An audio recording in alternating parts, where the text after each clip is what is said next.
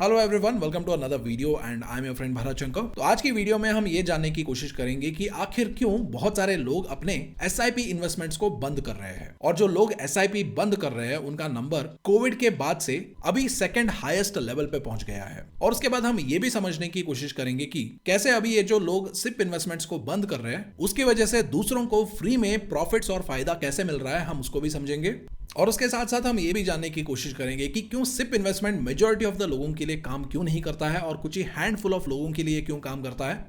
और क्यों SIP investment में बहुत लोग पैसा गवा देते हैं और कुछ ही हैंडफुल ऑफ इन्वेस्टर्स ही सिप इन्वेस्टमेंट्स के जरिए वेल्थ एक्यूमुलेट कर पाते हैं, हम उसको भी समझने की कोशिश करेंगे। तो आज का वीडियो बहुत ही इंपॉर्टेंट होने वाला है, तो वीडियो में एंड तक बने रहिए। और अगर चैनल पे नए हैं तो चैनल को सब्सक्राइब कीजिए, और अभी तक अगर आपको ये वीडियो पसंद आ रहा है तो वीडियो को लाइक करके आप हमें अप्रिशिएट कर सकते हैं, और कमेंट्स में आप एक सिंपल थैंक यू लिख के भी हमें मोटिवेट कर सकते हैं। तो सबसे पहले इस न्यूज आर्टिकल को देखिए, जहां पर यह बताया जाता है कि सिप स्टॉपेज रेशियो जो है वो नवंबर महीने में अपने थर्ड हाईएस्ट लेवल एवर पे पहुंच गया है। तो सबसे पहले यहां पर कुछ लोग ये पूछेंगे कि सर ये सिप स्टॉपेज रेशियो क्या होता है। तो ये सिप स्टॉपेज रेशियो सिंपली ये मेजर करता है कि कितने लोगों ने अपने सिप इन्वेस्टमेंट को डिसकंटिन्यू किया है या उनका सिप इन्वेस्टमेंट एक्सपायर हो गया है इन कंपैरिजन टू कितने नंबर ऑफ नए सिप रजिस्ट्रेशंस हुए हैं इन दैट पर्टिकुलर मंथ। और इसका फॉर्मूला बहुत सिंपल है, SIP stoppage ratio is equals to SIPs discontinued यानी कितने लोगों ने सिप इन्वेस्टमेंट्स को बंद किया है, divided by new SIP registrations यानी कितने लोगों ने सिप इन्वेस्टमेंट्स या नए सिप इन्वेस्टमेंट स्टार्ट किया है, इनटू 100। और अगर ये सिप स्टॉपेज रेशियो ज्यादा होता है तो इसका मतलब ये है कि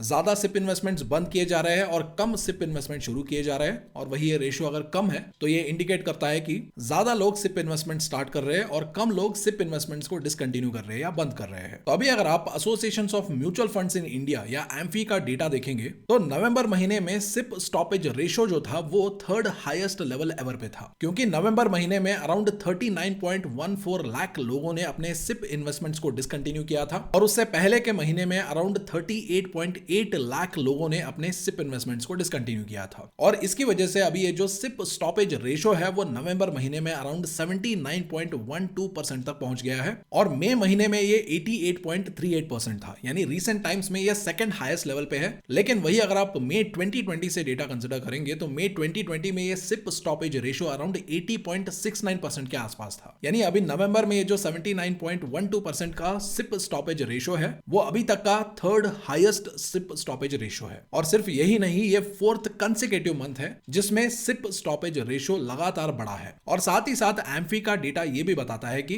लास्ट 2 महीनों में नए सिप अकाउंट्स का रजिस्ट्रेशन लगातार कम हुआ है, क्योंकि नवंबर में अराउंड 49 नए सिप अकाउंट्स खोले गए थे, लेकिन वही अक्टूबर में ये 63.7 लाख के आसपास थे, यानी ये जो नए अकाउंट्स है उसमें एक बहुत जबरदस्त गिरावट हुआ है। तो इसके बाद एक ऑब्वियस सा सवाल ये आता है कि आखिर लोग सिप इन्वेस्टमेंट्स को क्यों बंद कर रहे हैं। तो इसका सबसे पहला रीजन ये बताया जाता है कि जो नए रिटेल इन्वेस्टर्स स्टॉक मार्केट में इन्वेस्ट करने के लिए आ रहे हैं या सिप इन्वेस्टमेंट्स को करने के लिए आ रहे हैं, वो मेजरली कोविड के बाद जो बुल रन शुरू हुआ था उस टाइम उनका एंट्री हुआ था। उस टाइम से लगातार रिटेल इन्वेस्टर्स का जो पार्टिसिपेशन है स्टॉक मार्केट में सिप इन्वेस्टमेंट्स में वो लगातार बढ़ता ही जा रहा था। और ये जो 2020 के बाद जो इन्वेस्टर्स आए हैं they have mainly seen bull side of the market, लेकिन उन्होंने कंसोलिडेटिंग या बेयर मार्केट का फेज अभी तक एक्सपीरियंस नहीं किया है। क्योंकि आप भी देखिए 2020 के बाद हमारे मार्केट में कोई मेजर स्लोडाउन या बेयर मार्केट हमें एक्सपीरियंस करने को नहीं मिला है। तो इसीलिए इंफॉर्मेशन गैप या नॉलेज गैप की वजह से बहुत सारे इन्वेस्टर्स को ये पता नहीं है कि सिप इन्वेस्टमेंट कैसे काम करता है। तो इसीलिए ये जो नए इन्वेस्टर्स है इन्होंने बुल मार्केट में जो रिटर्न्स बन रहे थे उसको देख के सिप इन्वेस्टमेंट शुरू किया, और अभी मार्केट में रिटर्न्स नहीं बन रहा है, मार्केट करेक्ट हो रहा है, तो इसकी वजह से वो क्या कर रहे हैं, वो अपने सिप इन्वेस्टमेंट्स को बंद कर रहे हैं। और उन्हें ऐसा नहीं करना चाहिए, क्योंकि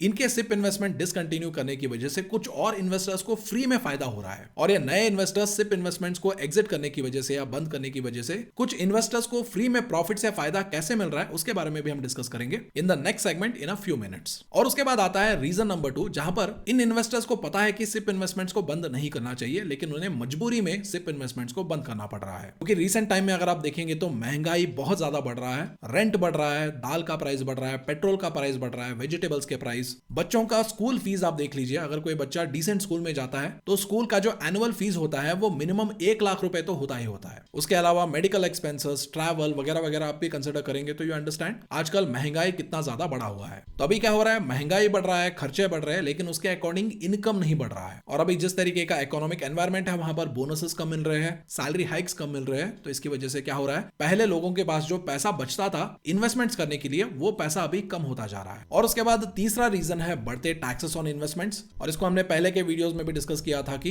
लास्ट बजट में जो शॉर्ट टर्म कैपिटल गेन्स को 15% से बढ़ा के 20% कर दिया गया है और लॉन्ग टर्म कैपिटल गेन्स को 10% से 12.5% कर दिया गया है। और अभी डायरेक्ट टैक्स कोड के बारे में भी डिस्कस किया जा रहा है, तो वो भी बहुत सारे इन्वेस्टर्स को डीमोटिवेट कर रहा है इन्वेस्टमेंट्स करने के लिए। And on top of that जो अर्निंग्स है उसके ऊपर भी टैक्सेस ज्यादा है, direct and indirect taxes combined. क्योंकि अर्निंग्स के ऊपर तो हम टैक्स देते ही है, लेकिन उसके साथ साथ जब भी हम पॉपकॉर्न खरीदते हैं तो उसके ऊपर भी हम 18% का जीएसटी पे करते हैं। तो आप भी कमेंट्स में बताइए कि आपको क्या लगता है, क्या अभी टैक्सेस बढ़ने की वजह से लोग इन्वेस्टमेंट्स करने के लिए डीमोटिवेट हो रहे हैं, या अभी जो खर्चे बढ़ रहे हैं उसकी वजह से लोगों के पास क्या पैसा कम बच रहा है, या अभी मार्केट गिर रहा है इसकी वजह से क्या इन्वेस्टमेंट्स कम हो रहे हैं। जो भी रीजन आपको ज्यादा रेलेवेंट लगता है उसको आप कमेंट्स में बताइए। तो अभी ये सारा डिटेल्स जानने के बाद एक बहुत ही इंटरेस्टिंग टॉपिक के बारे में बात करते हैं, एंड दैट टॉपिक इज क्यों बहुत सारे लोगों के लिए सिप इन्वेस्टमेंट काम नहीं करता है, लेकिन वही सिर्फ कुछ ही लोगों के लिए सिप इन्वेस्टमेंट मैसिव वेल्थ को एक्यूमुलेट करने के लिए काम आता है। तो इसको जानने के लिए हमें सबसे पहले यह समझना होगा कि लोग क्यों सिप इन्वेस्टमेंट्स करते हैं और सिप इन्वेस्टमेंट कैसे काम करता है। तो सबसे पहले सिप जो होता है वो शॉर्ट टर्म इन्वेस्टमेंट्स के लिए नहीं होता है, और यहीं पर 80 to 90% ऑफ द लोग गलती कर देते हैं, क्योंकि सिप इन्वेस्टमेंट जो है वो लॉन्ग टर्म इन्वेस्टिंग के लिए काम आता है। Because SIP investment works on two important principles, one is the power of compounding and second is rupee cost averaging.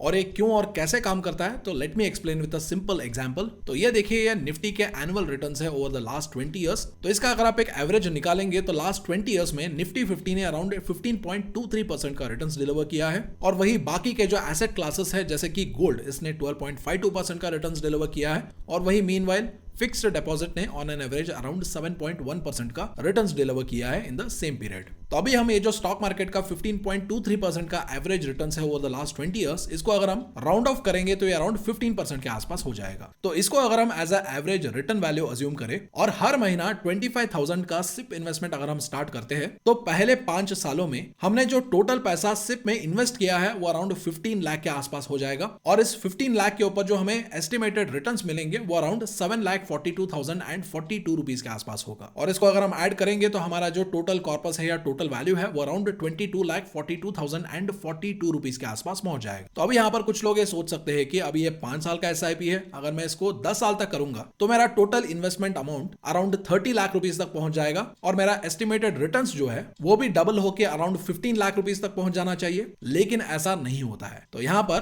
10 साल सिप इन्वेस्टमेंट कंटिन्यू करने पे आपका इन्वेस्टमेंट अमाउंट जो है वो 30 लाख जरूर हो जाएगा, लेकिन आपका जो एस्टिमेटेड रिटर्न्स है वो 15 लाख नहीं बल्कि 39.66 लाख रुपीस तक पहुंच जाएगा। और इससे आपका जो टोटल वैल्यू है या टोटल कॉर्पस है वो 69,66,000 रुपीस तक पहुंच जाएगा। और यही है पावर ऑफ कंपाउंडिंग का इफेक्ट, जहां पर आप जितना लंबा रुकेंगे आपके इन्वेस्टमेंट्स के ऊपर, आपके रिटर्न्स उतने ही एक्सपोनेंशियली बढ़ने शुरू हो जाते हैं। अभी तो हमने बस 10 साल तक ही देखा है, लेकिन वही अगर हम इन्हीं 15% के एक्सपेक्टेड रिटर्न्स के ऊपर अगर 15 साल तक एसआईपी इन्वेस्टमेंट कंटिन्यू करते हैं, तब हमारा total investment around 45 lakh rupees तक पहुंच जाता है। लेकिन वही हमारा एस्टिमेटेड रिटर्न्स जो है वो कंपाउंड होकर 1,24 लाख रुपीस तक पहुंच जाते हैं और हमारा जो टोटल कॉर्पस है वो 1,69 लाख रुपीस तक पहुंच जाएगा। और वही अगर हम इसको 20 इयर्स तक कंटिन्यू करेंगे तो इन्वेस्टमेंट अमाउंट 60 लाख होगा, एस्टिमेटेड रिटर्न्स 3,18 लाख होंगे और total corpus value 3.78 crore rupees होगा। और वही अगर हम इसको 25 इयर्स तक कंटिन्यू करेंगे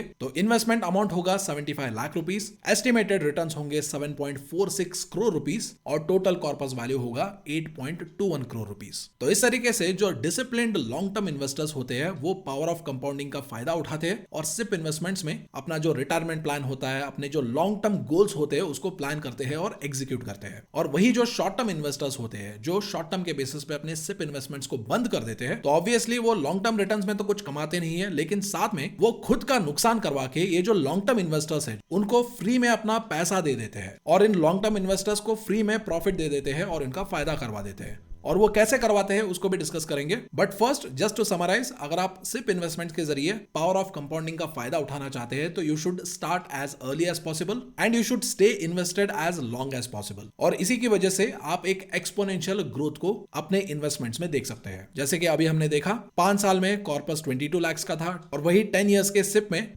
ये कॉर्पस 22 लाख से बढ़ के 69 लाख हो गया। 15 इयर्स में 1.69 करोड़, 20 इयर्स में ये फिर से कंपाउंड होके 3.78 करोड़ और वही 25 इयर्स में ये कंपाउंड होके 8.21 करोड़ हो जाएगा। तो इस तरीके से पावर ऑफ कंपाउंडिंग काम करता है, जहां पर आप एक्सपोनेंशियल ग्रोथ को लेवरेज करके या उसका फायदा उठा के अपने इन्वेस्टमेंट्स को ग्रो कर सकते हैं। और सिप इन्वेस्टमेंट्स इतने बेहतरीन तरीके से लॉन्ग टर्म में क्यों काम करते हैं उसका एक दूसरा रीजन है रुपी कॉस्ट एवरेजिंग। क्योंकि जस्ट इमेजिन, अगर कोई हर महीना 1000 रुपए सिप में इन्वेस्ट कर रहा है तो मान लेते हैं पहले मंथ में उसका जो नेट एसेट वैल्यू है या एनएवी है वो 50 रुपीज है, तो जिसके बेसिस पे 1000 में उस इन्वेस्टर को उस म्यूचुअल फंड में या उस सिप इन्वेस्टमेंट में 20 यूनिट्स मिलेंगे। और नेक्स्ट मंथ ये मान लेते हैं कि मार्केट गिरता है, इसकी वजह से एनएवी 50 से 40 हो जाता है, तो वहां पर उसको 25 यूनिट्स मिलते हैं। और वही मान लेते हैं नेक्स्ट महीने में मार्केट ऊपर जाता है और एनएवी वैल्यू भी 40 से बढ़ के 60 हो जाता है, तो वहां पर उसे 16.67 यूनिट्स मिलते हैं। यानी यहां पर जब भी मार्केट गिरता है तो वहां पर आप ज्यादा खरीदते हो ऑटोमेटिकली, और जब भी मार्केट बढ़ता है तो वहां पर आप ऑटोमेटिकली कम खरीदते हो, बिकॉज आपका इन्वेस्टमेंट फिक्स्ड है और उस फिक्स्ड इन्वेस्टमेंट के बेसिस पे आपका जो एनएवी है वो बढ़ता है या घटता है। तो इसके बेसिस पे क्या हो रहा है, आप consistently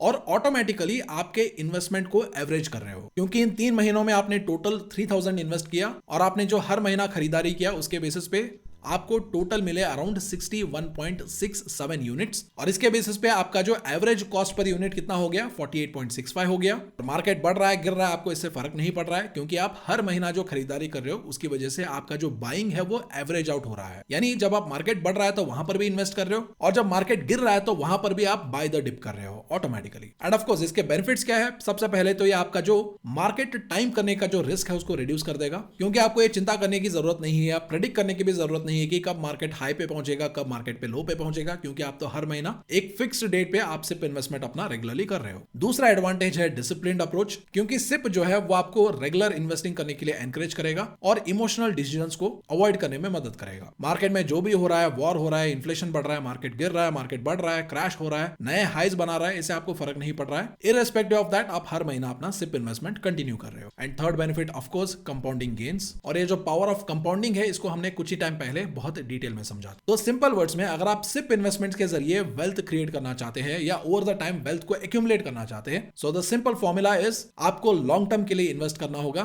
and irrespective of market conditions you should continue your SIP investments. और उसके बाद अभी हम ये जानने की कोशिश करते हैं कि अगर कोई अपना सिप इन्वेस्टमेंट शॉर्ट टर्म में बंद कर देता है तो वो ना चाहते हुए भी जो लॉन्ग टर्म सिप इन्वेस्टर्स है उनको फ्री में फायदा करवा देते हैं। तो ये कैसे होता है, तो चलिए उसको भी समझते हैं। तो जब भी कोई सिप इन्वेस्टमेंट करता है और वहां पर वो लॉन्ग टर्म के लिए इन्वेस्टेड रहता है तो उसको इनडायरेक्टली बेनिफिट मिलता है उन शॉर्ट टर्म इन्वेस्टर्स की वजह से जो अपने सिप इन्वेस्टमेंट्स को या सिप इन्वेस्टमेंट्स में अर्ली एग्जिट कर देते हैं। क्योंकि जब भी कोई अर्ली एग्जिट करता है तो वो इन्वेस्टर वहां पर एग्जिट लोड पे करता है। तो ये एग्जिट लोड क्या होता है, तो ये एक स्मॉल फी होता है या चार्ज होता है जिसको म्यूचुअल फंड कंपनीज चार्ज करते हैं, जो अराउंड 1 to 2% के बीच में होता है। और इस एग्जिट लोड को म्यूचुअल फंड कंपनीज उन इन्वेस्टर्स को चार्ज करते हैं जो अपने म्यूचुअल फंड इन्वेस्टमेंट्स को या यूनिट्स को एक स्पेसिफिक पीरियड के अंडर रिडीम कर देते हैं या सेल कर देते हैं। यूजुअली मान लो 1-2 साल के अंदर अगर वो उस इन्वेस्टमेंट को सेल कर देते हैं तो उनके ऊपर ये जो म्यूचुअल फंड कंपनीज है ये एग्जिट लोड लगाते हैं, जो एक तरीके का पेनल्टी है फॉर अर्ली विड्रॉल। तो अभी इस शॉर्ट टर्म इन्वेस्टर ने अपने म्यूचुअल फंड को या सिप इन्वेस्टमेंट्स को बेच दिया और उसके ऊपर म्यूचुअल फंड कंपनीज ने 1-2% का एग्जिट लोड लगा दिया, और अभी म्यूचुअल फंड कंपनीज के पास ये जो एग्जिट लोड का पैसा है ये आ गया। तो अभी इसके बाद क्या होगा, तो इसके बाद आएगा सेबी का मैंडेट, और ये सेबी का मैंडेट ये बताता है कि म्यूचुअल फंड कंपनीज जो है वो एग्जिट लोड को एज अ प्रॉफिट नहीं रख सकते। यानी एग्जिट लोड के रूप में जो भी म्यूचुअल फंड कंपनी को पैसा मिला है उसको वो एज अ प्रॉफिट नहीं रख सकते, और जो एग्जिट लोड में म्यूचुअल फंड कंपनीज ने जो पैसा कलेक्ट किया है उसको उन्हें उसी म्यूचुअल फंड स्कीम में री इन्वेस्ट करना पड़ेगा बाय बाइंग एडिशनल शेयर्स, और ये जो न्यूली परचेज्ड शेयर्स है इसको उन्हें डिस्ट्रीब्यूट करना होगा among the remaining long term investors in that particular mutual fund scheme. यानी सिंपल वर्ड्स में यहां पर क्या हो रहा है, जब भी कोई short term investor exit load crore पे करता है तो वो उस म्यूचुअल फंड स्कीम का जो टोटल एसेट है उसको बढ़ाने के लिए कंट्रीब्यूट करता है, जो इनडायरेक्टली उस म्यूचुअल फंड स्कीम्स के जो लॉन्ग टर्म इन्वेस्टर्स है उनका नेट एसेट वैल्यू या एनएवी को इंक्रीज कर रहा है या बढ़ा रहा है। यानी ये उस म्यूचुअल फंड स्कीम के जो लॉन्ग टर्म इन्वेस्टर्स है उनके लिए फ्री गेन्स है, जहां पर उन्हें एडिशनल इन्वेस्टमेंट्स किए बिना फ्री के गेन्स मिल रहे हैं या प्रॉफिट्स मिल रहे हैं, जो उनके पैसों को और भी तेजी से कंपाउंड करने के लिए मदद करेगा। तो इसीलिए अगर आप शॉर्ट टर्म में सिप्स में इन्वेस्ट करते हैं तो आपको लॉस होगा, और वही अगर आप लॉन्ग टर्म में सिप में इन्वेस्ट करोगे तो आपको गेन मिलेगा। और सिप इन्वेस्टमेंट्स में just by staying invested you will benefit from compounding returns and also free gains from exit loads. तो आज जो हमने इन्फॉर्मेशन शेयर किया है, आई होप वो इन्फॉर्मेशन आपके long term wealth creating journey में कहीं ना कहीं काम जरूर आएगा। और अगर आपको ऐसा लगता है तो वीडियो को लाइक करें, चैनल को सब्सक्राइब करें, and I will see you in the next video. Thank you so much for watching.